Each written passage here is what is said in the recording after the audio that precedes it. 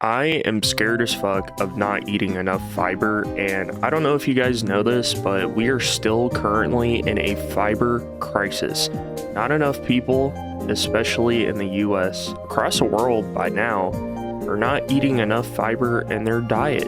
And actually, believe it or not, it's very, very easy to keep up with your fiber intake. And so there's plenty of foods I can list in a second of how how easy it is you can intake fiber and what foods you should be eating. But first and foremost, I just wanted to say that just for perspective, all modern diets right now are lacking fiber, which is what prevents you from, getting colon disease, colon cancer, or, a bunch of other bad bodily habits.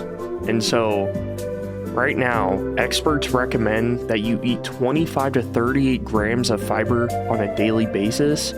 And right now, the average American eats 14 to 16 grams per day. And I think this is largely influenced by a lot of gym influencers or a lot of people who just think if they want to get big, they got to eat a lot of protein and just chicken and rice, chicken and rice, chicken and rice, when you really should be including maybe some quinoa, maybe some oats in there, some fruits, stuff like that, things that are very high in fiber.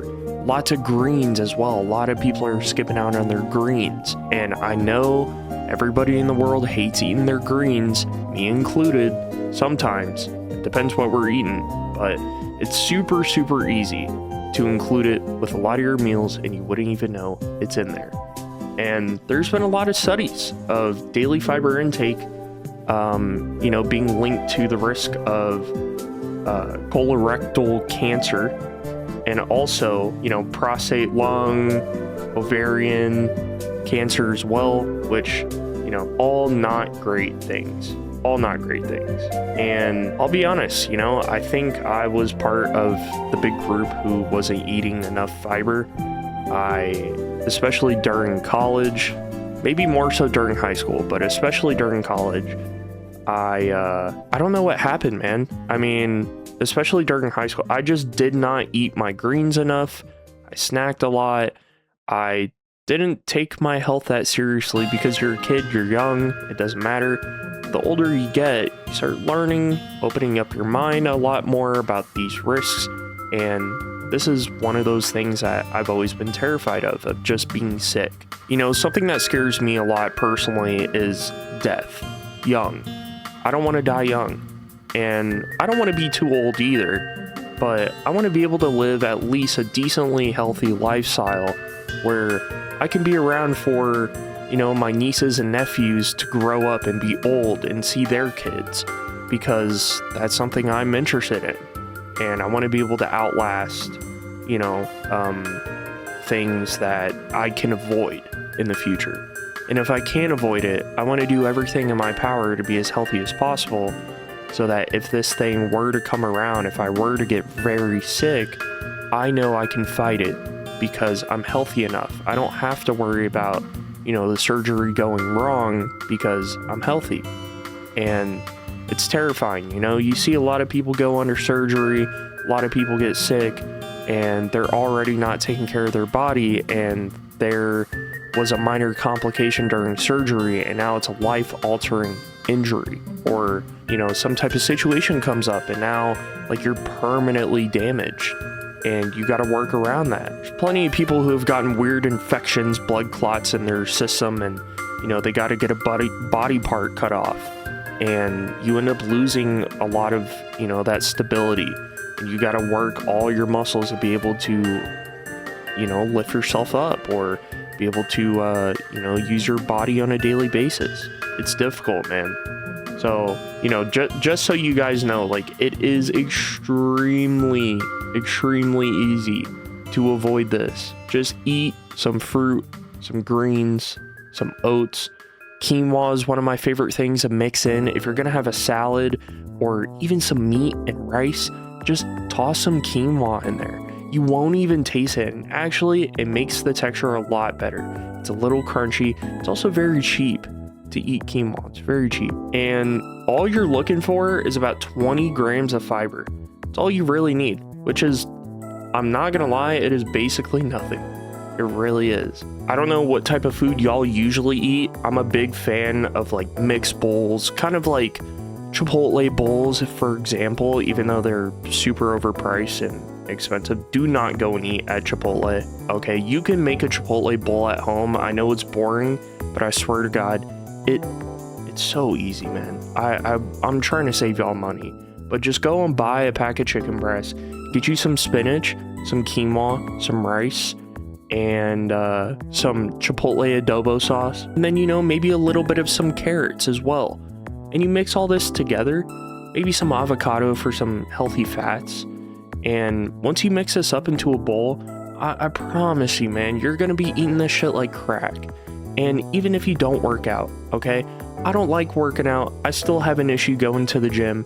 Trust me, I'm trying to work on it. I'm really shitty about it. I don't know any good way to motivate myself to go right now. I kind of feel like once I get into the swing of things, for whatever reason, it makes me super depressed when I go constantly and I restrict myself to what kind of foods I can eat. And I think the biggest thing that I hate the most is losing my time. Losing my time. It's super precious to me. I like doing a lot of different things. I have a lot of projects I do outside of this.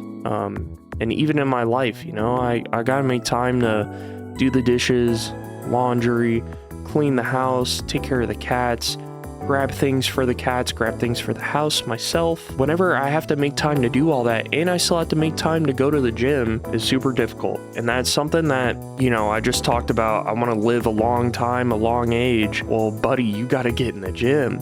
Like, no matter how physically laborious my job is currently, because it is, I still am terrified of going to the gym constantly, because it's a commitment, and it's not just any commitment. You know, you got to be committed to your physical health, and like I said, being as healthy as possible, and just being the best version of yourself, because the last thing you want to do is just sit on your ass all day. Your heart's beating, you're drinking caffeine. I don't drink caffeine anymore.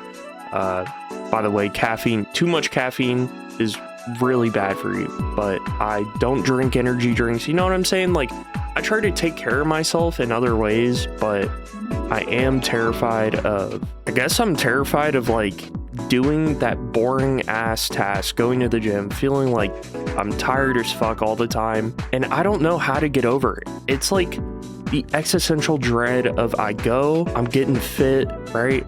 And then all of a sudden when I finish with the gym, I feel exhausted, and I don't want to do anything. I don't want to play video games. I don't want to listen to anything. I don't want to talk to anyone. I want to go to sleep, but then I get super depressed because I have work tomorrow, right? And then when I got work tomorrow, it's like, well, fuck. Like, am I supposed to just go to the gym and then like come home and stay up late?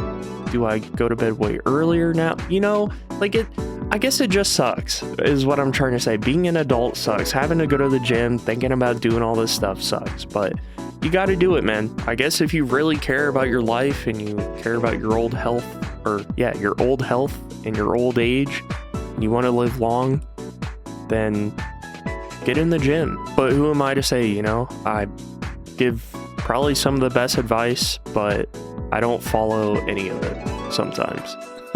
I eat a lot of fiber though, trust me. My fiber is A1.